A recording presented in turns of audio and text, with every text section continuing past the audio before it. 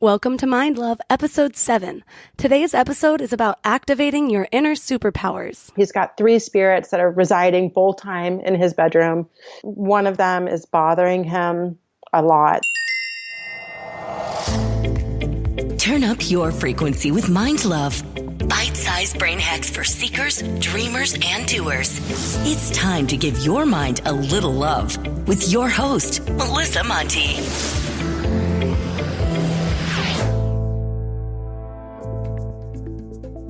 Hey guys, welcome back. I'm so excited about today's episode. We have some great stories for you. First, I'm going to apologize about my voice. It's a little extra raspy.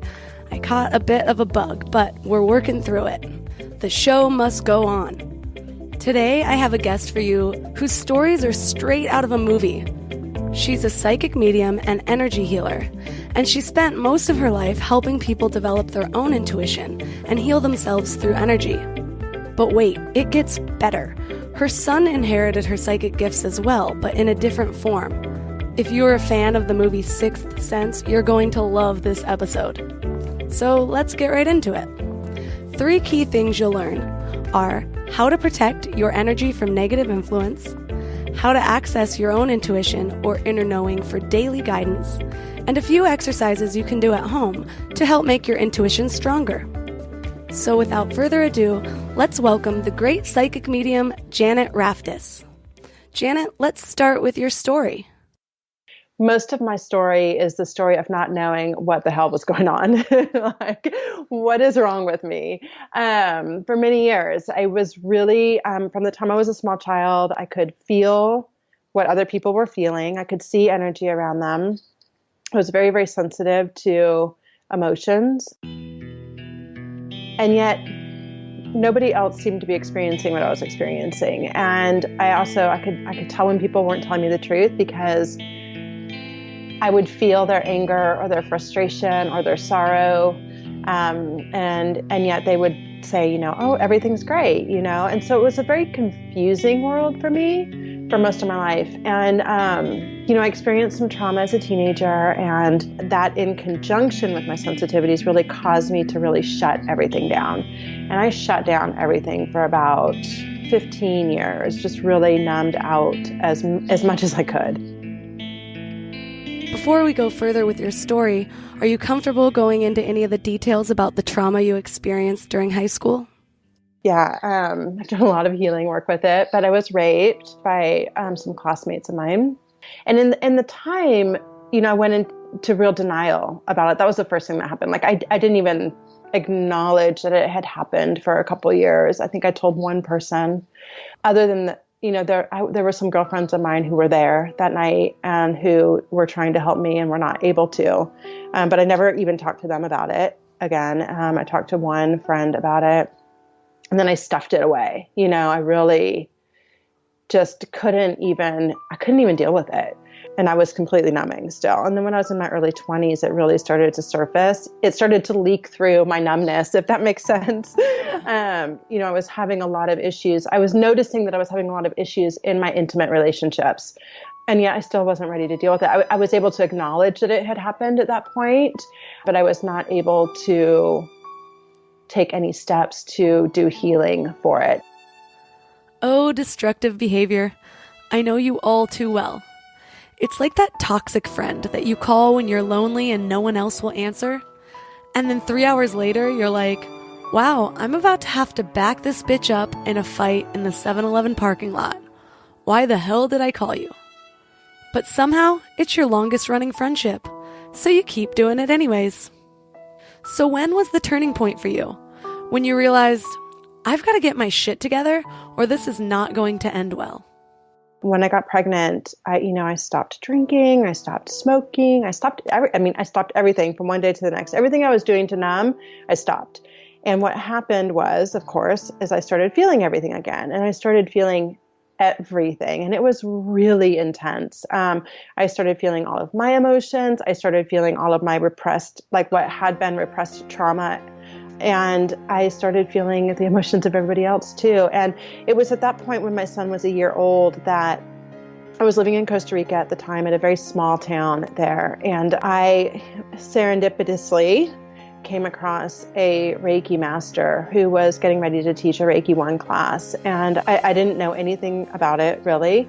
I just knew that I had to do it, and so I did it, and I learned Reiki, and I started practicing Reiki. I started doing a lot of self-healing, and then I started working with others, and what happened when I started working with others was that I recognized that I was exhausted all the time. I started to recognize that I was taking on their stuff, that I was carrying their emotions and their energies with me beyond the session. And some point in there, which was probably 5 or 6 years ago, I came across the word empath. I came across a definition of what an empath is, and I was able to identify, oh, this is what's been going on. And then since then, I've been working with it. An empath is a person who can feel the thoughts, emotions, and energy of other people. And at times, they're influenced by this energy so much that they actually experience what the other person is experiencing. So you can imagine how confusing this could be for, say, a little girl who doesn't realize she has these gifts. And she'll go into a room and suddenly be overcome with sadness and have no idea why. This is something that I can actually relate to on a smaller scale. And it's taken me a long time to realize when it's somebody else's energy that I'm feeling. And something I'm still working on is learning how to send that emotion back to the person and kind of put up my bubble so that it doesn't affect me so deeply. I'm not claiming to be psychic, yet I do believe it's something that you can develop. But there have been so many times in my life where I leave a room feeling a completely different emotion than I felt when I walked into it. But thankfully, in the current day, it's not so strange to be told you're an empath, and there's a lot of support available for those who are. The cool thing is, as we develop and evolve as human beings, I think there's going to be more and more people who unlock this area of the brain that maybe had been dormant before, just as we've evolved and unlocked greater abilities over all of history. But whether you identify as an empath or not, we're all energetic beings. So even if we're not aware of it, we have the ability to take on the energy of those around us, which is another reason why it's so important to choose who you spend your time with wisely. Thankfully, there are tools that will help us protect our own authentic energy rather than being so affected by the energy of those around us. And the first tool starts with awareness, being aware that you may be taking on someone else's energy and learn to send it back where it came from. I call it return to sender. And it's really that ability to recognize, I was feeling this way. Something happened and now I'm feeling this way and it has nothing to do with me, right? And then that ability to detach and say, like, this isn't mine and I'm giving it back to whomever it came from, right? You don't even have to know who it came from. You can, it's helpful. Like, oh, this was the cashier's, right? I'm sending it back to her. It's not mine. But if you don't know where it came from, you're like, I always use the grocery store as an example because I think it's one of the most challenging places on earth for an empath. And, you go into the grocery store, you feel great. You're in a good mood. You've been in a good mood all morning. By the time you leave, you're a wreck. You're like upset, you're anxious, you don't know what's going on. And typically it's because a lot of people are in their pain when they're in the grocery store. We have a lot of stuff around food, a lot of emotional baggage around food. And not to mention that if you're highly sensitive, in addition to being empathic, you're sensitive to the fluorescent lighting and to the noises and to the smells. So just that awareness of like, this isn't mine, and sending it back is hugely helpful. So while the first tool had to do with being aware of your own energy, the second tool has to do with bringing your awareness to the body. A body awareness meditation is a little bit more grounding than some other forms of meditation. Because when you're a highly sensitive person or a highly intuitive person or an empath, you spend a lot of time in your head. But if you haven't noticed, most of our problems live in our heads. We're either regretting the past or worrying about the future. But either way, it's like a loop of a really bad song playing over and over and over again in your head. So instead of allowing that song to replay, you bring your focus to the present moment. And one of the best ways to do that is to focus on what you're feeling right here, right now, in your body. When we meditate, we're taught, especially when we're learning intuitive development, we're taught to go into the upper chakras. And the energy body of an empath is such that their upper chakras are very top heavy and their lower chakras tend to be very constricted and weak. So it looks to me, the energy body of an empath looks to me like a tornado. And you know how tornadoes, when they're super big up at top and they have that small cone at the bottom, they're very unstable, right? They kind of like sway back and forth a lot. And that's what it's like to be an empath a lot of the time. So when I meditate and when I do any personal energy work or energy work with another person, because I go to healers as well, one of the focuses for me is to make sure that I'm in my lower chakras. I spend a lot of time making sure I'm in my lower chakras, making sure I'm rooted. So before I lose some of you, let's go over what a chakra is. Chakras are basically little energy centers within your body, from the base of your spine to the crown of your head. They help to regulate all of your body's processes, from organ function to the immune system to your emotions. Each of your chakras has its own vibrational frequency and basically calls the shots for different functions that help make you human. It's believed that illness can be caused when your chakras are out of balance or blocked, which is why it's really important to make sure that they're in balance so energy can be flowing freely. To lay it out really simply, you can think of your lower chakras as what grounds you, while the upper chakras relate to your higher mental and spiritual side, which is why an empath would be in need of some grounding. But really, we could all use a little grounding. It's like the old saying, root down to rise. You can picture a tree. If a tree keeps growing but its roots aren't in very deep, it's just going to fall over. So before we move on to the third tool to help us stabilize or balance our energy, let's walk through a body awareness meditation that you can do at home that'll help you get back to your roots. I actually go down to my feet where my feet are connected to the floor, or if I'm sitting cross-legged where they're connected to the chair. And I'll feel my feet. Like I'll really feel my feet. I'll feel them. I might press them into the floor, press them into the chair. I'll notice them and I'll spend time noticing them. Like, this is my feet. This is what they feel like. This is where I'm connected. And I'll notice the way that the air feels around them. And I'll go up my legs. I'll go up my legs, feeling them. I'll feel my thighs. I'll come into my butt. I'll feel my butt resting against my seat. I might even press down into my legs a little bit, feeling myself there. And then I'll bring my attention into my root chakra and I'll imagine my root chakra balancing itself and opening and actually feeling myself as I do that, dropping in. And I'll really feel myself like coming fully into my body. The thing with awareness, energy is so subtle, right? That's why all of this is called working with subtle energies. It is so subtle, but if you're paying attention, you notice it. It's just that we're not usually paying attention, right? And we're all intuitive, some of us more than others, but we're all intuitive and we all have the ability to notice these things if we slow down enough to notice them. And so as you start the practice of noticing, you start to notice. And you start to notice more and more. And so as you do it and as you practice it, do this daily to begin with. I used to have to do these things a lot. Now I don't have to do them as much because I've honed this skill. I'm noticing right now. I just went out of my body. Like right now, I just checked out. Right. And because I'm so accustomed to noticing, I can bring myself back in. And so it's that paying attention to yourself and cultivating that intimate connection with yourself where you notice what you need in each moment. Now, the third tool for grounding or balancing your energy is to just go out in nature. When I feel like I'm in my head too much, I like to actually take my shoes off and put my feet in the grass or the sand, depending on where I am. It's important for most empaths to spend time outdoors, and especially some of us are what has been coined nature empaths. There's different types of empaths, and I'm definitely a nature empath.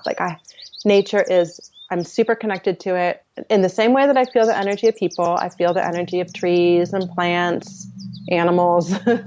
And so for me, being in a park or in a forest is very, very energizing. And it's the best thing I can do to reset my energy. And a lot of times I'll just go to the park and lay on my back with my dog and just lay there, and I'll dump all of my excess energy out. I'll just imagine it all draining away. And then I'll fill myself back up with the earth energy and feel myself getting really strong and feeling my root and feeling myself settling back into my body. All these ways that we're learning to protect, stabilize, and balance our energy are also the first steps to developing our intuition. And it really comes down to awareness. Becoming aware of what might be affecting us from the outside, or what's our inner compass guiding our way. Because whether you consider yourself an empath or not, we all have this inner compass. But unfortunately, most of us have lived our lifetimes learning to ignore our inner compass. Initially, my intuition was super strong with other people, but not very strong with me. And this is typical. It's harder to be intuitive with ourselves for most of us than it is to pick up things, with other people, because we tend to doubt ourselves and we have a lot invested in it, right? It's harder to be detached. Like for me, if I have something that I need to decide, so let's say a job opportunity, and on paper, the job opportunity looks really, really good, right? You're like, oh my God, it's going to pay this much and this and that and da, da, da. And so, your head will attach to the information, will mentally attach to the information, even if it's not right. So this job might look really good on paper, but it's not the line of work we want to be doing anymore, right? But we'll override the feeling in order to attach to the security or what we think we need or what we think we should be doing. We're taught from the time we're very, very young to ignore what we're feeling. You're too sensitive. Don't cry. Buck up. Be strong. No pain, no gain. We were taught to override pain to be the best. It's a competitive society. While a lot of people have lost touch with their intuition on a societal level within their lifetimes, it can go deeper than that. Changes that have been occurring slowly over time for centuries. Maybe it's technology, maybe it's the busyness of the grind, because, every day we're hustling. But before Google Maps, people had to rely largely on their intuition for everything. Hundreds of years ago, people were sailing across the sea, traveling the globe, with mostly their intuition. So how do we get back to that? How do we start to discern the difference between our intuition and mental chatter? Because if you're anything like me, you've got a shit ton of mental chatter. Learning that skill of bringing the question, bringing the issue, the problem, whatever it is, into the body and sitting with it in the body and tuning into and learning what your body is telling you about it. Our body will tell us. If it's a yes, there's typically some sort of expansion feeling in the body. It could be anywhere from a neutral feeling to an opening. For me, my heart chakra opens. It feels almost like I'm stretching open and getting bigger and expansive, and my shoulders go back. I might smile. That's my yes. And if it's a no, I get a constricted feeling in my heart chakra. Like it feels like a little fist in there, and I get really uncomfortable. Other people feel it in their gut. Some people feel it in their shoulders. Some people feel it in their arms. Everybody's different. So it's important to take time to tune in to what it feels in your body. So you can start by doing things that are a yes. Like if you love spending time with your partner and you love going hiking, then sit and bring into your body awareness going hiking with your partner and see how that feels to you. It's going to feel great. It's going to give you your yes answer. And then choose something that is a no. I really dislike going to the grocery store on Sunday mornings, right? Bring into your awareness going to the grocery store on Sunday morning and see how that feels in your body. So give yourself time to practice with it and tune into, how does this feel to me? Is this a yes or is this a no? With things that that you're familiar with, so that when you get to the harder decisions, you have this discernment process, you have an understanding of it already. The more I learn about health in general, the more I learn the importance of listening to the body. But I heard somewhere that listening to the body can be kind of like listening to a pin drop in Niagara Falls. Which is why it's so important to go inward and learn to listen to ourselves and learn to be still and be quiet. And maybe to connect to our own psychic senses. And the first step is learning what those psychic senses are, because you may have a more natural ability with one than the other. There are quite a few psychic senses. The most famous, so to speak, is clairvoyance. Most people know what a clairvoyant is, but a clairvoyant is somebody who can see things psychically. And clair, the prefix for all of these words, really just means clear, right? So if I say clairvoyance, I'm saying clear seeing. There's also claircognizance, which is clear knowing, and that is a knowingness. And I think a lot of people are claircognizant. It's hard to recognize because it tends to come through as wisdom. But I think a lot of times when we just have the answer and we don't know how we got the answer or where it came from, like all of a sudden we're like, God, I sound smart. That a lot of times is claircognizance.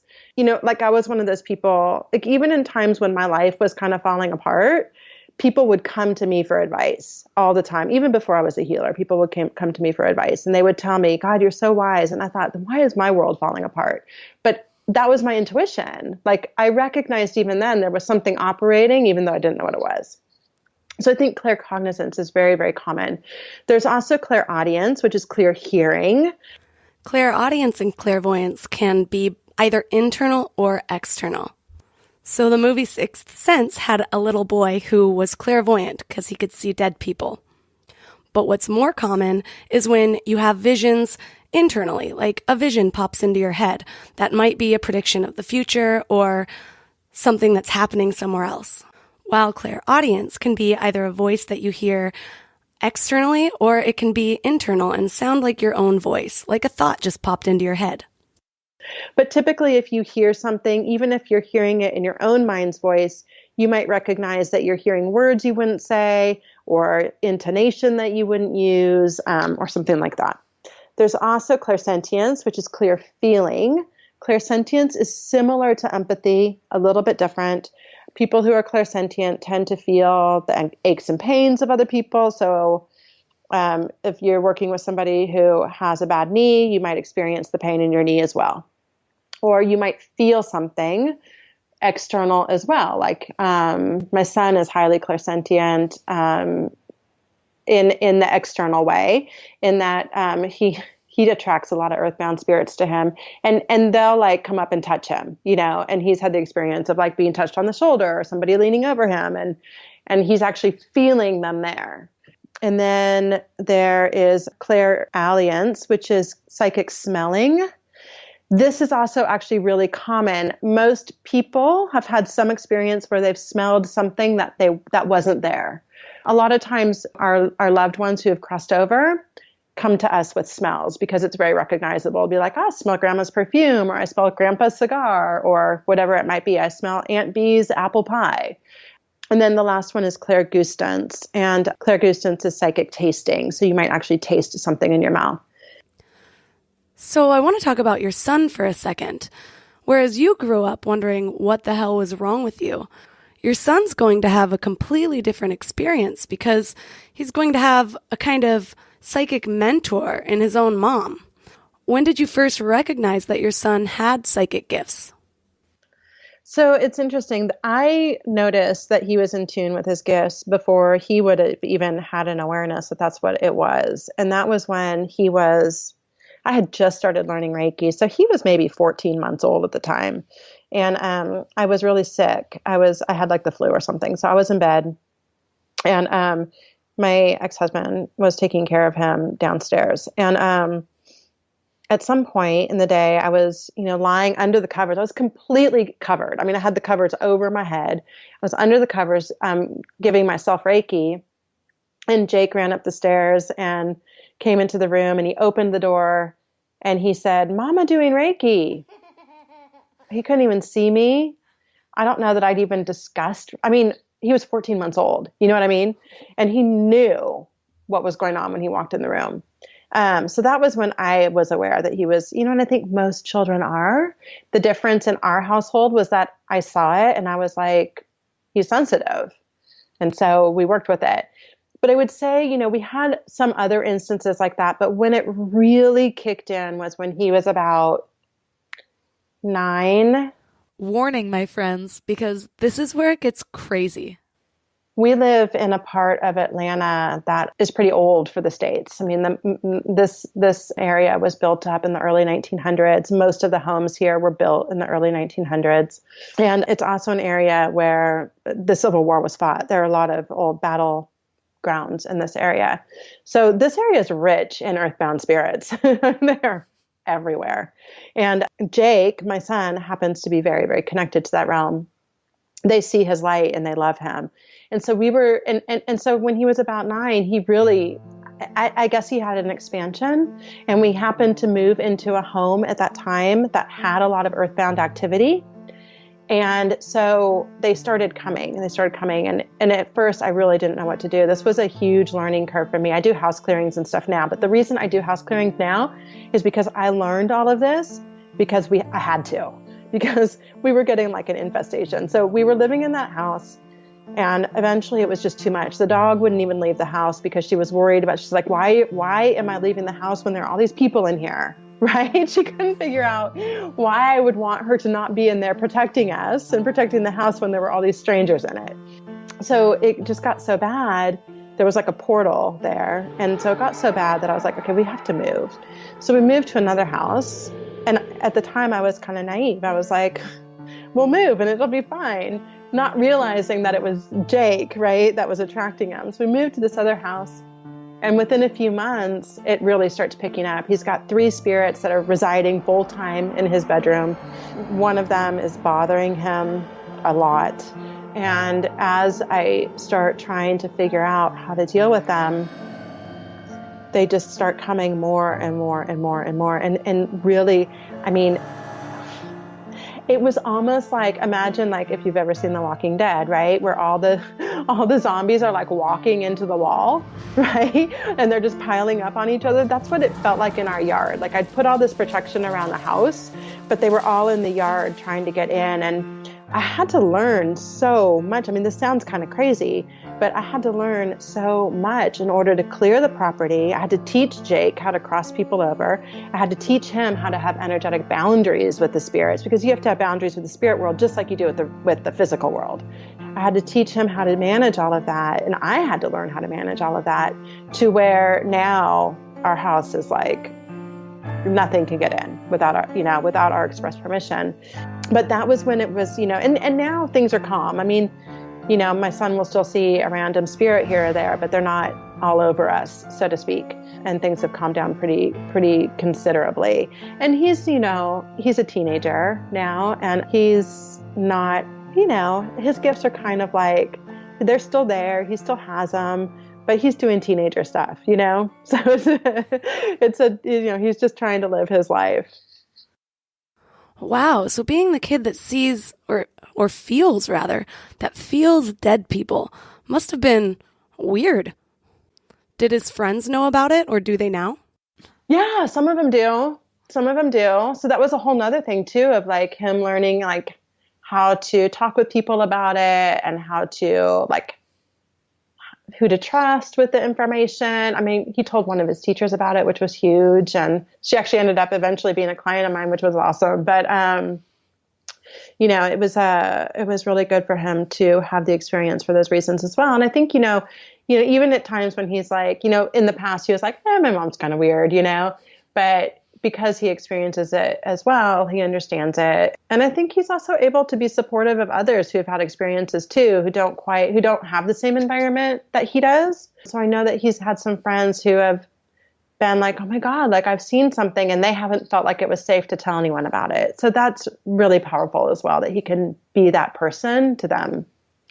For most of us, being in the house swarmed with dead people would be something straight out of a horror movie. I would be terrified. What were some of your tips for moving from a place of fear into a place of power? Yeah, so having boundaries is huge. I think that was the biggest thing for me and for Jake in that experience. But in general, when we're talking about intuition, the more embodied that you can be, the more empowered you are. And the tendency is for us to feel so much that it feels uncomfortable to be in our body. And so we energetically leave our body. We it's not so much disassociation, but in a way it is. It's like we're not fully present, right? And so what happens when we come into our body is that we realize that we are very active, conscious co-creators, and we feel safe, because if we're not in our bodies, it's virtually impossible to feel safe. When we are actually in our bodies, we can feel safe.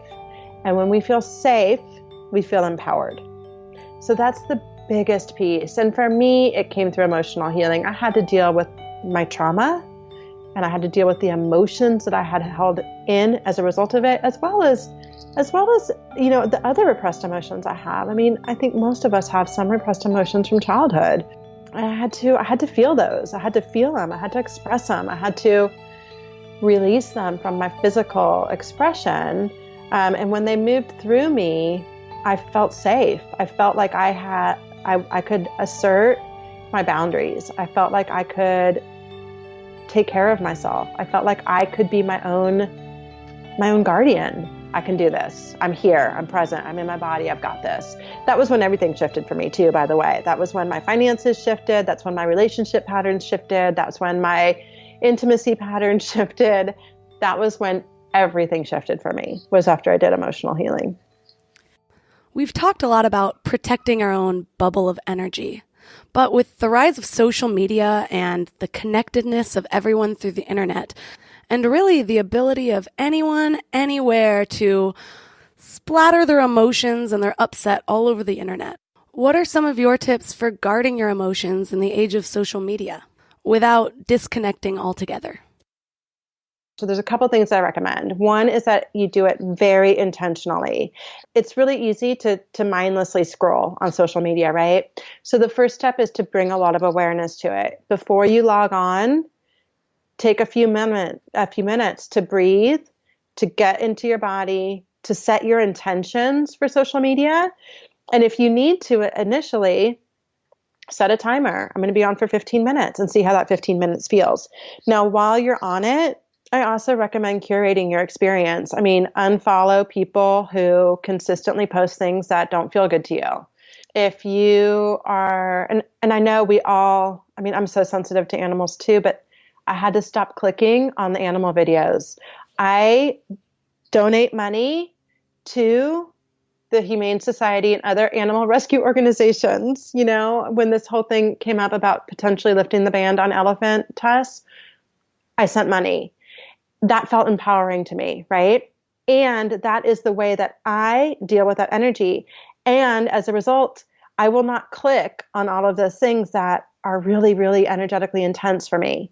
And then the other thing I do is I have like really curated my social media experience to where, and it takes time initially. This feels good to me. This doesn't. I'm not clicking on it, or I'm unfollowing, right? I have a place that I go. I have one place that I go for my news pretty much. And I go there. I get my news when I need my news, like, because we want to be informed too, right? It's important to know what's going on in the world right now. But I'm very organized in how I receive my information. So as I'm scrolling through Facebook, if it's not a time that I feel strong enough, refreshed enough, rested enough, sated enough, I don't click on the news stuff, right? I'll wait and go to it later from the source that I trust. So really, for me, it was this process of being very intentional in my social media experience and setting time limits initially, especially when there are days now when it's really bad, right? When you just know, oh my God, I see that these things have happened and it's going to be heavy on social media today. I am on social media less now, and I'm more intentional when I am on it. Okay, so once we get the hang of protecting our energy from outside influence, how do we then start to develop our own psychic abilities or access our intuition even further? So I would say that the tool that we discussed before about tuning in to your body is hands down the most important, in my opinion, tool that you can have for developing your intuition. Every other intuitive sense will feel safer and more comfortable and more available for use if you have the inner knowing aspect honed. So, for instance, no matter what, let's say that I mean, clairvoyance, let's use that as an example. Clairvoyance can be very unsettling. If just out of the nowhere, you get this vision of something and it's like, I mean, it could be anything, right? Let's say that you get a vision that's disturbing to you though. And you can work with your intuition and your guides to hone what your intuitive experience. But let's say you don't know if it's real or not. You can always come back to that body awareness of like, was that fear or worry? Is this a worry thing that's playing out in my head or is it real? Right? So having that tool of how does this feel to me? Does this feel right? Is this true? Is for me the cornerstone of my intuition. I use it all the time. It is my fact checker, so to speak. So even if I'm doing a reading for someone else and I get some information that comes in, I'm always constantly using my body as a gauge to let me know this feels right, this feels right, this feels right. There's something here. I need to go into this a little bit more. There's something that's a little bit off, or I need to explore it more, whatever it is. I use it as my GPS, as my inner guidance system. When you get to that place of trusting your inner knowing, the rest of intuition will feel safer to you. It will feel more accessible to you. It will be able to blossom in a way that feels empowering versus overwhelming. Janet is very generously offering a free gift to Mind Love listeners today, which I'll link to in the show notes at mindlove.com/007. Janet, will you tell us a little bit about the gift that you're offering? Yes, absolutely. So it is a healing meditation. It's a guided healing meditation. It's 30 minutes long. And it is part of a weekly membership program that I do. And it's amazing because it's a weekly get your energy, body reset, honed, toned. And then in addition to all of that, balancing all of the chakras, we also have a focus every week. So the one that I'm sharing with everybody, and it's totally free, but it is a healing meditation that has as the focus prosperity and the laws of reciprocity. So in addition to general clearing, energizing, and balancing, we focus on receiving and giving and expanding our capacity to receive from spirit, which in turn expands our capacity to give. I feel like I'm going to go back and listen to this episode over and over again with a bag of popcorn. Seriously, better than TV. To find out more about Janet and her services, go to mindlove.com/007, which will link to her website, janetraftis.com. I highly recommend that you go there. She has everything from blog posts to videos that dive further into these topics. She also has the membership program she talked about, and she even does classes and retreats. If you loved this episode, please leave me a review. Reviews are what helps this podcast grow the most. And to be honest, I love reading them. It's so satisfying to be able to connect with my listeners and see what they think. If you have any questions, suggestions, or topics you want to explore, or if you just want to say hello, send me an email or tweet at me at mindlovemelissa. Thanks for giving your mind a little love today, and I'll see you next week. Thanks for tuning into Your Higher Frequency with Mind Love. Head to mindlove.com for a free gift to keep your vibes up until next week.